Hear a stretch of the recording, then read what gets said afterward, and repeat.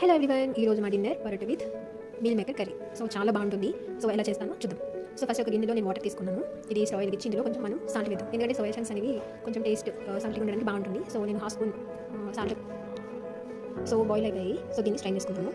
So ఇది stove ఆపేసి పక్కన పెట్టేసి ఇప్పుడు కర్రీ కోసం నేను చిన్న కుక్కర్ తీసుకున్నాను. ఇది స్టవ్ వెలిగించి ఫస్ట్ ఆఫ్ ఆల్ మనం ఆయిల్, ఈ సోయా షాజీరా ఉంటుంది కదా మనకి, అది కూడా వేయాలి. ఒకవేళ మీ ఇంట్లో షాజీరా లేకపోతే జీలకర్ర వేస్తున్నాను. పచ్చిమిర్చి ఒక 1 మిర్చి ఒక 3 to 4 పీసెస్ కింద చేసుకొని ఆయిల్ వేసాను. చేసి ఆ 2 ఆనియన్స్ కూడా వేసేస్తున్నాను.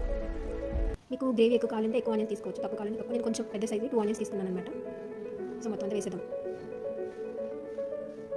సో ఇది కొంచెం ఫ్రై అవ్వనివ్వాలి. సో కాబట్టి దీనికి కొంచెం టైం ఇద్దాము.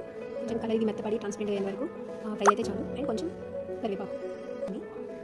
సో మనకి ఆనియన్స్ త్వరగా మగ్గిపోవడానికి నేను రాక్ సాల్ట్ ఉంటుంది కదా, రాళ్ళు అది వేసాను కదా. ఇప్పుడు కొంచెం టమాటా కూడా వేద్దాము. చిన్న ఆనియన్ కూడా మనకి మెత్తగా అయింది కదా. సో టమాటా కూడా చిన్న చిన్న పీసెస్ తీసుకున్నాను.